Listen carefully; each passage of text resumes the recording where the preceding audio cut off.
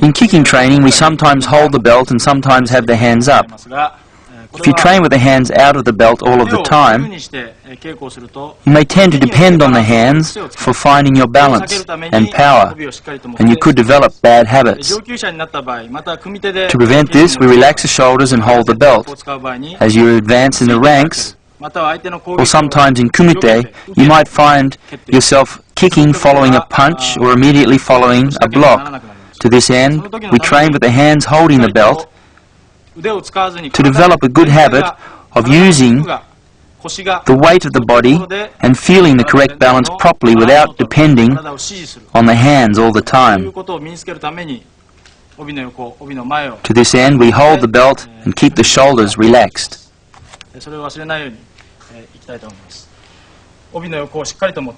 Hold the side of the belt strongly. In Maikyage, the kicking legs, knee and heel are stretched out, and the foot is pushed strongly into Chusoku position. The legs swing straight up the center line. Kick straight up and return the legs straight back. Don't open the leg wide. As far as possible, kick straight up the center line and withdraw the leg along the same line. Don't let the leg come inside or go outside. Also, don't simply elevate the leg like a stretching exercise without any awareness of an opponent. It is a kick, so always, as usual, know what you're hitting with, where you're hitting to, and how you're hitting. You kick with the ball of the foot straight up under the opponent's chin. Always be aware of this.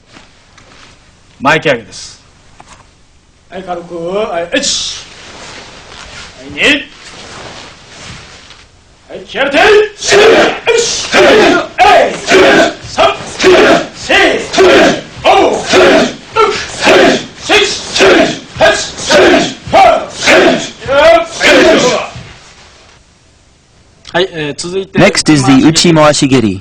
In the dojo, sometimes it is simply known as Uchimawashi.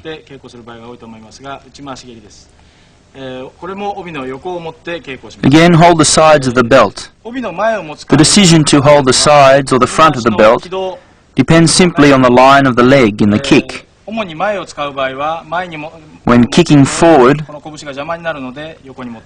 the hands hold the side of the belt so as not to interfere with the kick. Similarly, the hands hold the front of the belt in the side kicks. With Uchimawashi, the kick goes up at the front, so we hold the sides of the belt. Except for the Maikyage, kicks in basics are best practiced from Heikodachi.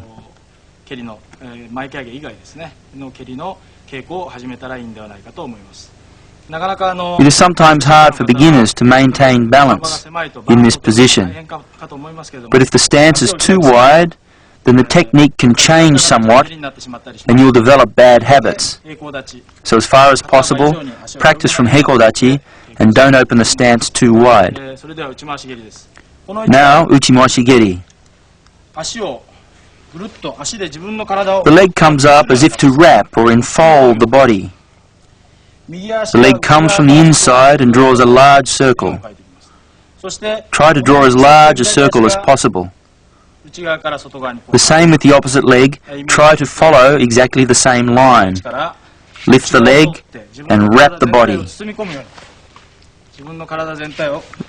Try to enwrap your own body. Try to kick in as large a circle as possible in front of the body. It may be used as a block or an attack with the edge of the foot or the heel. There are numerous variations, so be aware of this as you kick.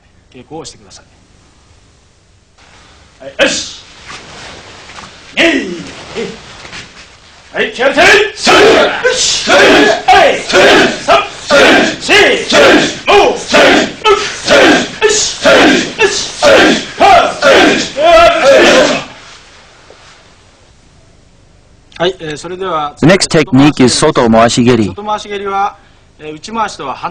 This is the opposite to the previous technique. uchimaeshigiri. This kick comes from the outside in, again drawing a large circle, striking with the heisoku, the middle of the sole of the foot. You may use the technique to block a kick or a punch or slap across the face, in the same way that you might use an open hand.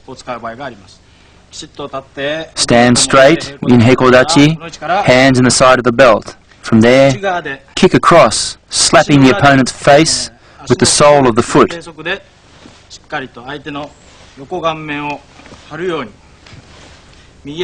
Take care that both the left and right feet kick along the same circle.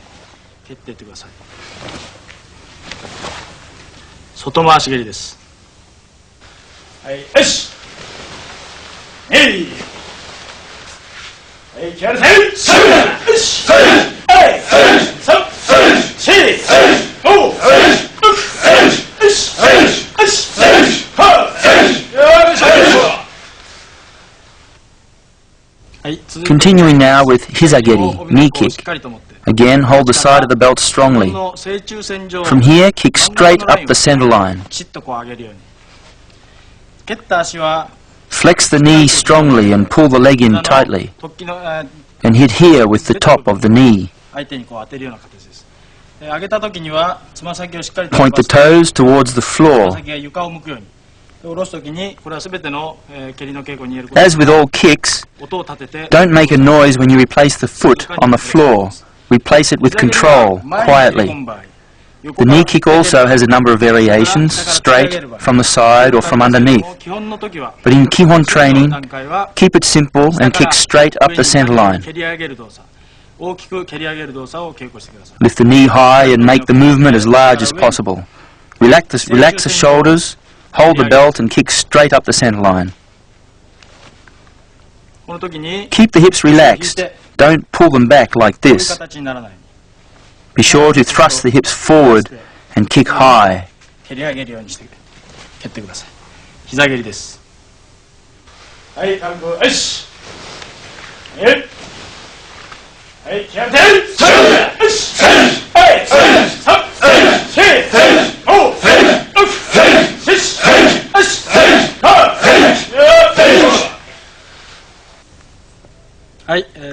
Next is kintekigeri, or groin kick. This time we are using the instep, the top of the foot.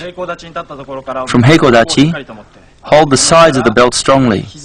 Use the thrust of the hips and the flex of the knee as you kick. The groin is the target, but the kick should follow through to the height of the belt knot.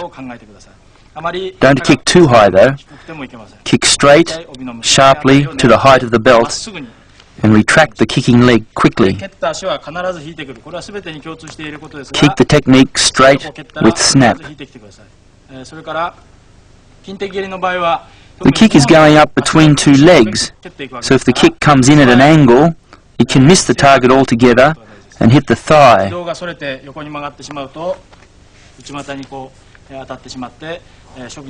avoid this, be sure that the kick comes straight. As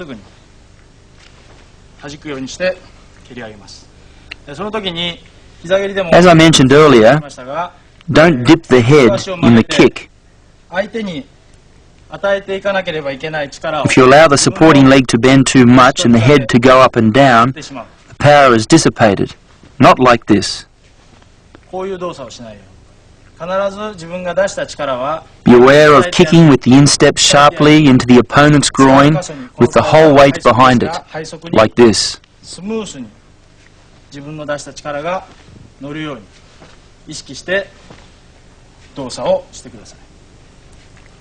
Kick sharply with snap.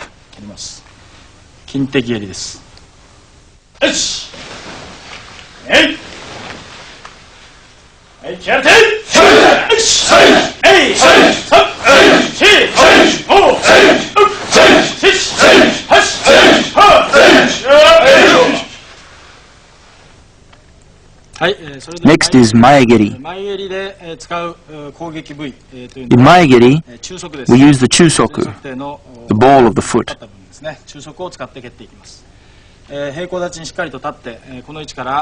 From heikodachi, be careful not to point the toes of the supporting foot outwards too much. Keep the feet straight and hold the sides of the belt.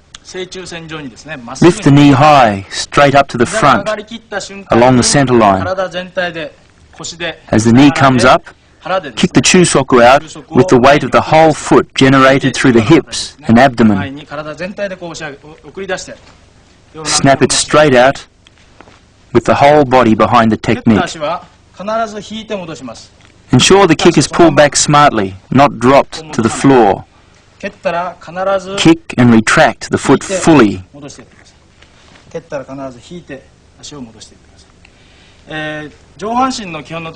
As I explained earlier on, the correct movement of the elbows affects the quality and power of the techniques of the upper body.